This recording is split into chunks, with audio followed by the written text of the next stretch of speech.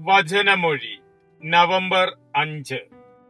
വചനഭാഗം യാക്കോബ് 1:19-25, ലൂക്കായുടെ സുവിശേഷം 8:26-39.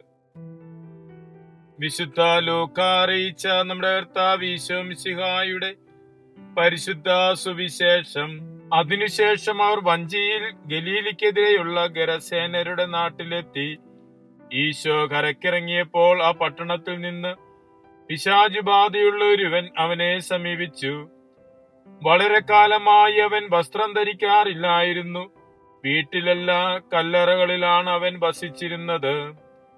ഈശോയെ കണ്ടപ്പോൾ അവൻ നിലവിളിച്ചുകൊണ്ട് അവന്റെ മുൻപിൽ വീഴുകയും വലിയ സ്വരത്തിൽ പറയുകയും ചെയ്തു: ഈശോയെ, അത്യുന്നതനായ ദൈവത്തിന്റെ പുത്ര, എനിക്കും നിനക്കും എന്ത്? ഞാൻ നിന്നോട് അപേക്ഷിക്കുന്നു, എന്നെ പീഡിപ്പിക്കരുത്. കാരണം ആ മനുഷ്യനിൽ നിന്ന് പുറത്തു പോകാൻ അശുദ്ധാത്മാവിനോട് ഈശോ കൽപ്പിച്ചിരുന്നു.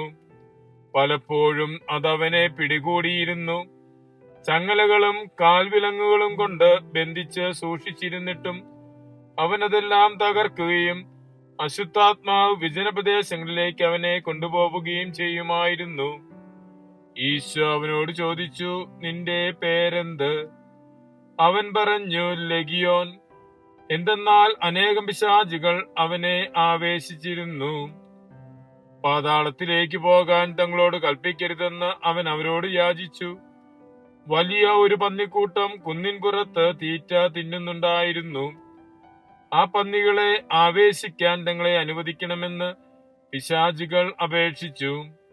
അവൻ അവയെ അനുവദിച്ചു. അപ്പോൾ അവ ആ മനുഷ്യനെ വിട്ട് പന്നികളിൽ പ്രവേശിച്ചു.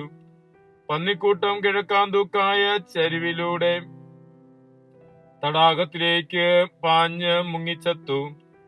പന്നികളെ തീറ്റുന്നവർ സംഭവിച്ചത് കണ്ട് ഓടിച്ചെന്ന് പട്ടണത്തിലും ഗ്രാമപ്രദേശങ്ങളിലും വിവരമറിയിച്ചു. സംഭവിച്ചതെന്തെന്ന് കാണാൻ ആളുകൾ പുറപ്പെട്ട് ഈശോയുടെ അടുത്തു വന്നു. പിശാചുബാധയിൽ നിന്ന് വിമോചിതനായ മനുഷ്യൻ വസ്ത്രം ധരിച്ച് സുബോധത്തോടെ ഈശോയുടെ കാൽക്കൽ ഇരിക്കുന്നത് കണ്ടു. അവർ ഭയപ്പെട്ടു.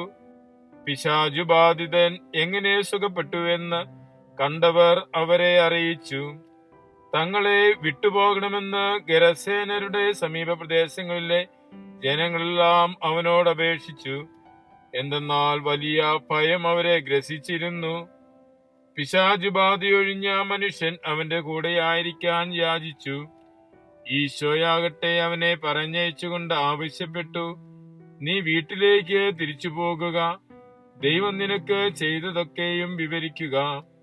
ഈശോ തനിക്ക് വേണ്ടി ചെയ്തവയെല്ലാം പട്ടണം മുഴുവൻ പ്രഘോഷിച്ച് അവൻ പോയി.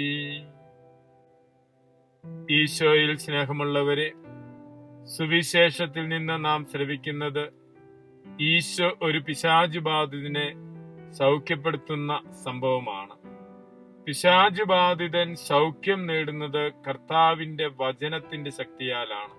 കർത്താവിന്റെ വചനം പിശാചിനോട് ആജ്ഞാപിക്കുന്നു ആ മനുഷ്യനിൽ നിന്ന് പുറത്തു പോകുവാൻ.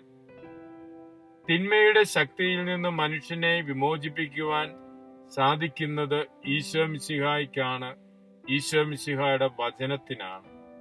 വചനത്തിന്റെ ശക്തിയാൽ തിന്മയിൽ നിന്ന് വിമോചിതനായ ആ മനുഷ്യൻ സുബോധത്തോടെ വസ്ത്രം ധരിച്ച് ഈശോയുടെ കാൽക്കൽ ഇരിക്കുന്നതാണ് ജനം കാണുന്നത്.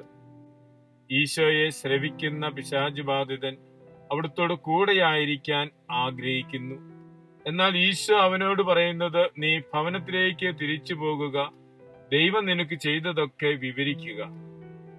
ഈശോ തനിക്ക് വേണ്ടി ചെയ്തതെല്ലാം പട്ടണം മുഴുവൻ പ്രഘോഷിക്കുന്ന ആ മനുഷ്യനെ നാം കാണുന്നത്. ദൈവത്തിന്റെ ശക്തിയാൽ, ദൈവത്തിന്റെ കൃപയാൽ തിന്മയുടെ ശക്തിയിൽ നിന്ന് വിമോചിതമാകണമെന്നും ഈശോയുടെ പാദങ്ങളിൽ ഇരുന്ന് അവിടുത്തെ വചനത്താൽ നിറയണമെന്നും ദൈവം ചെയ്ത കാര്യങ്ങളൊക്കെ, ദൈവം ചെയ്തു തരുന്ന കൃപകളൊക്കെ പ്രഘോഷിക്കണമെന്നുമാണ് ഇന്ന് തിരുവചനം നമ്മെ ഓർമ്മപ്പെടുത്തുന്നത്.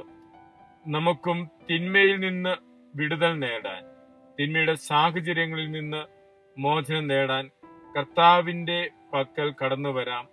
അവിടുത്തെ വചനം ശ്രവിക്കാം. അവിടുത്തെ പാദങ്ങളിൽ ഇരുന്ന് ശക്തിപ്പെട്ടുകൊണ്ട് ഭവനങ്ങളിലേക്ക് തിരിച്ചു പോകാം. ദൈവം നമുക്ക് നൽകുന്ന കൃപകളെ പ്രഘോഷിക്കാം. മിശിഹ നമ്മെ അനുഗ്രഹിക്കട്ടെ. ആമേൻ.